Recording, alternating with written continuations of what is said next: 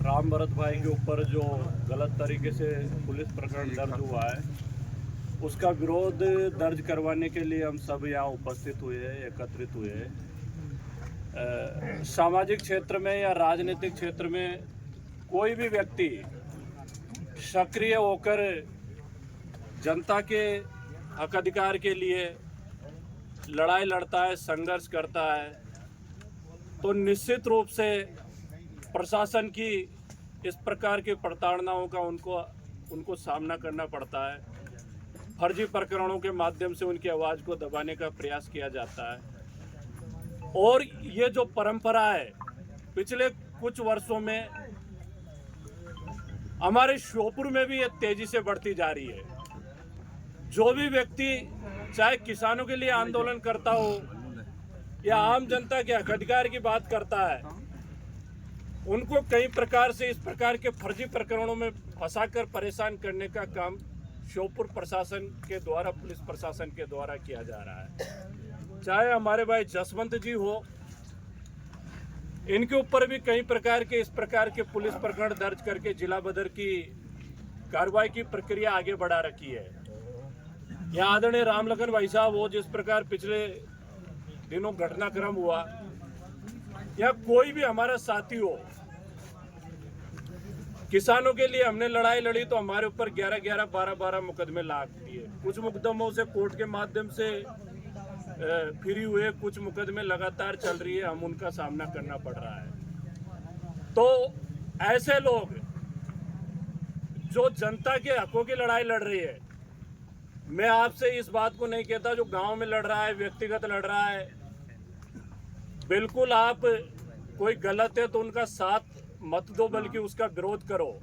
लेकिन जो आम जनता के हकों की लड़ाई लड़ रहा है, ऐसे कार्यकर्ताओं के ऊपर, ऐसे युवा नेताओं के ऊपर इस प्रकार की दबाने की कार्रवाई की जाती है, तो कहीं न कहीं हमारा भी नैतिक दायित्व है, हमारा धर्म है, हम सबको एकजुट होकर ऐसी कार्रवाइयों का पुरजोर विरोध करना चाहिए। तभी हमारा जो संघर्ष है इसको मजबूती मिलेगी। आपस में हमारे मनभेद रहेंगे, कई लोगों के विचार नहीं मिलेंगे। कोई बीजेपी में काम कर रहा है, कोई बीएसपी में काम कर रहा है, कोई कांग्रेस में काम कर रहा है, या कोई स्वतंत्र रूप से अपना काम कर रहा है। हमारे मनमुटाव भी होंगे, लेकिन इस प्रकार के कोई बात आएगी तो हम इस श्योपुर प्रशासन को और इस पुलिस प्रशासन को बताना चाहते हैं, और जो उनको प्रोटेक्शन दे रहे हैं ऐसे दलाल नेताओं को हम कहना चाहते हैं, हम सब एकजुट हैं, आगे चलकर ऐसी कार्रवाइयों का विरोध ही नहीं करेंगे, बल्कि जो इसके लिए जिम्मेदार है उनको जूते मारने का भी हम काम करेंगे। हमारे भाई रामेश्वर ने कही, बहुत अच्छी बात कही, भाई जिन लोगों ने गलत प्रकरण दर्ज किया है उस टीआई के ही नहीं, पूरे थाने को सस्पेंड करने की मांग करनी चाहिए। और भी ऐसे कई प्रकरण हमारे सामने आते हैं, पुलिस प्रशासन के माध्यम से अन्याय अत्याचार किया जाता है, जो पीड़ित है उसके पक्ष में कोई कार्रवाई नहीं की जाती है, जो प्रताड़ित करने वाला है उसको प्रोटेक्शन देने का काम किया जाता है। तो एक बार तो कहीं न कहीं ऐसा आंदोलन इस पुलिस प्रशासन के खिलाफ भी खड़ा करना पड़ेगा, ताकि इनको अपनी गलती का एहसास हो, जो ये गलत कर्म कर रहे हैं इनको इसका दंड मिले।